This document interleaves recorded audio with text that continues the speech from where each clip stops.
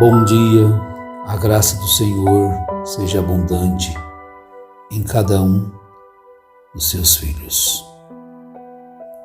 Torre de Babel. Nós encontramos no livro do Gênesis, o 11º capítulo, capítulo 11, a narrativa da tentativa dos homens em fazer para si um próprio caminho que chegasse ao céu. Como a terra era de uma só língua, e eles então encontraram um local apropriado para tentar chegar ao céu. E desta forma eles fizeram tijolos. E os tijolos serviram-lhes de pedra e o betume de argamassa. E se reuniram para fazer uma cidade e uma torre, cujo tope chegue até os céus, para tornar célebre o nosso nome, E tornemos célebre o nosso nome, para que não sejamos espalhados por toda a terra. A ordem de Deus para com os homens era que povoassem a terra. Então eles já não queriam espalhar-se sobre a terra, sendo que aquilo era uma ordem determinada por Deus. E a palavra Babel, ela traz o significado, confundir, ou confusão. E eles então começaram a edificar a cidade. É uma descrição que sugere um esforço monumental, motivado pelo orgulho humano. A princípio, você já percebe isso. É um esforço monumental, foi um esforço monumental, mas motivado pelo orgulho. Então, os seres humanos, desta vez, numa tentativa de autoafirmação, desafiam abertamente a Deus. Da mesma forma, nós podemos encontrar em Gênesis, no capítulo 3. E vendo a mulher que aquela árvore era boa para se comer e agradável aos olhos, e árvore desejável para dar entendimento, tomou do seu fruto e comeu, e deu também a seu marido, e ele comeu com ela.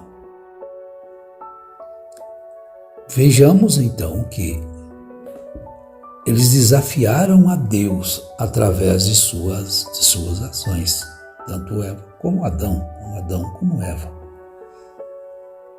Porque Deus havia dito que eles não deveriam fazer aquilo, mas desafiaram a Deus e tomou do fruto, e ambos comeram do fruto.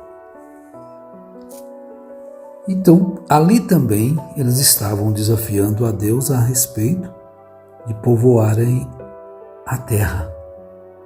Eles queriam ficar todos no local só. Esta descrição sempre mostrou isso, sempre mostra o motivo, o orgulho humano. E eles disseram também mais uma coisa: tornemos célebre ou eterno o nosso nome. A intenção deles era terem para si um nome célebre, ou um nome eterno, seus edificadores. E eles então iniciaram a construção, estou pegando uma outra versão da Bíblia, daquela torre, mas motivados por orgulho. De qualquer forma, o motivo não era bom. E esse motivo ainda permanece no sistema religioso, o orgulho de serem os mais antigos, os que têm mais membros, os que são mais ricos, ou seja, os que são mais importantes para a humanidade. Veja que este espírito não morreu. Veja que esse espírito permanece ainda. Este nome aos quais as pessoas veneram de suas denominações. Fulana de Tal é a mais antiga do Brasil. Foi fundada em tal ano pelo fulano, pelo cicrano. Temos congregações no Brasil inteiro e até fora do Brasil. Olha o orgulho aí, camuflado e que as pessoas não conseguem ver. O motivo do empenho de fazer suas torres, o motivo dos quais fazer suas igrejas milionárias, de muitos milhões de reais, explorando então as próprias pessoas que ali congregam, seus líderes. Quem construiu essa igreja foi o fulano de tal. Gastou-se 4 anos, 5 anos. Foi investido aqui tantos milhões de reais. Se fosse nos lugares dos dólares, tantos milhões de dólares para fazer esse suntuoso templo. Bom, é Babel outra vez. Espalhou pelo mundo, né? O espírito de Babel. Mas Isaías mostra que essa questão de ter um nome eterno, tornemos célebre o nosso nome, esta palavra, essa expressão, mostra a busca pela fama, é que já acabamos de comentar um pouquinho. Esses construtores estavam tentando obter relevância e imortalidade nos seus feitos, mas apenas Deus pode dar um nome eterno àqueles que engrandecem o nome dele. Apenas Deus pode fazer isto. Mas os homens tentam criar para si também um monumento, estátuas e um nome eterno. Mas vamos ver aqui Isaías, capítulo 64, onde ele vai escrever um pouquinho sobre essa questão do nome eterno, que isso é só Deus. Mas eles estavam tentando fazer isto. Diz assim, Isaías, capítulo 63, 12, no versículo 12. Aquele cujo braço glorioso ele fez andar à mão direita de Moisés, que fendeu as águas diante deles para criar um nome eterno, aquele que os guiou pelos abismos como cavalo no deserto, de modo que nunca tropeçaram. O Deus criou para si um nome eterno. Como ao animal que desce aos vales, O Espírito do Senhor lhes deu descanso, assim guiaste ao teu povo para criares um nome glorioso. Então Deus tem um nome glorioso, eterno, e Ele pode dar, por sua graça, um nome eterno. Ele deu a Moisés. Ele pode dar a quem Ele deseja dar. Então Moisés, ele tem sido comentado e falado porque Deus o colocou naquela posição. Ele não tinha o orgulho de querer ser o que foi. Você encontra quando Deus chama Moisés na sarça. Na sarça é Êxodo, né? Ele disse sim para Deus: não, eu não. Sou gago. Aí Deus dialoga com ele. Moisés, quem que fez a língua? Quem que fez a voz do homem? Envia, Senhor, envia quem o Senhor tem que enviar. Eu não sou capaz disto. Eu pensei que eu era. Eu achei que eu era. A minha mãe me falou sobre todas as coisas, os acontecimentos que aconteciam no Egito. Eu fui formado, fui educado, fui criado, fui ensinado por ela, fui criado nas leis do Egito.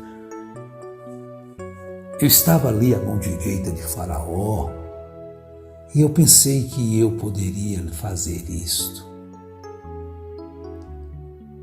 Ele estava tentando agir também por si mesmo, pelo orgulho próprio. Moisés, o libertador, eu sou, vocês têm que crer em mim. Tem muito disso hoje. Mas Moisés teve que cair do seu pedestal e fugir para estar no deserto, aonde ele encontraria aquele que faria dele o que ele foi e é. Então vejamos bem que o orgulho é fonte de destruição da própria pessoa que o possui. Mas o orgulho destrói os outros, o próximo também, mas primeiro destrói o seu possuidor. O orgulho é fonte de destruição. Então agora, Deus engrandece aquele a quem Ele quer engrandecer. Isaías mostra exatamente isto.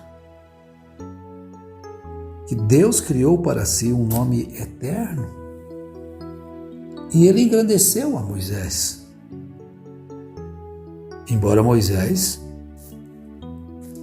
devido à sua ira,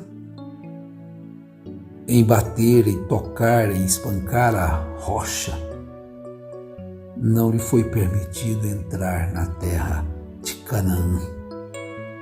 Ele somente a viu e não lhe foi permitido, porque ele engrandeceu-se a si mesmo ali. Ele não precisava de fazer aquilo.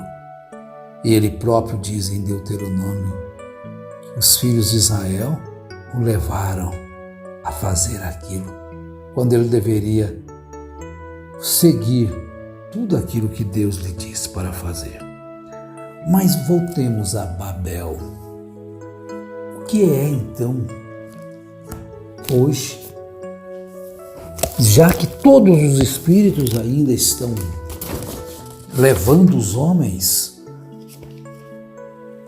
os sistemas religiosos de hoje, eles mostram o quanto há orgulho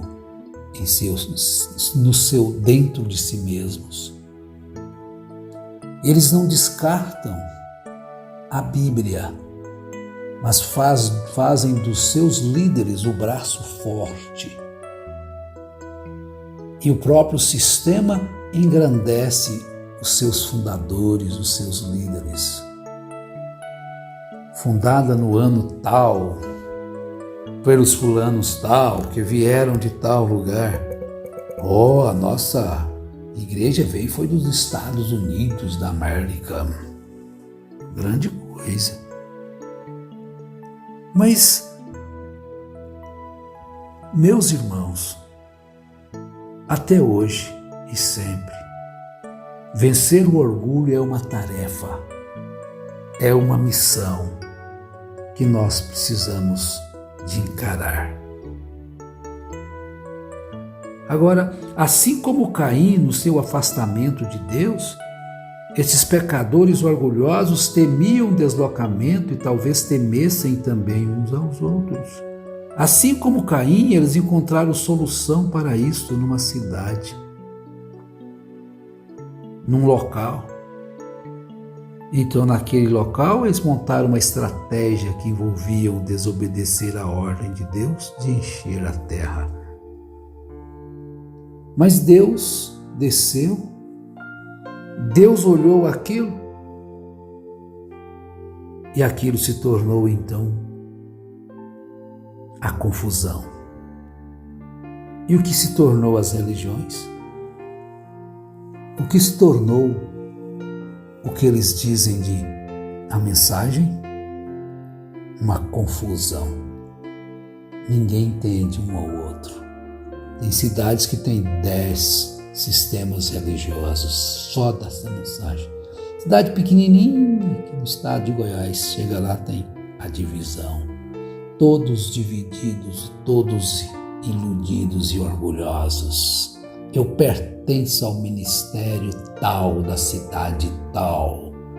O ministério que foi vindicado por Deus para o Brasil. Orgulho. Estão caindo do pedestal. Meus irmãos, não deixe a sua vida se tornar uma torre de Babel. Deus te abençoe, te livre deste mal, deste orgulho religioso infernal. Amém.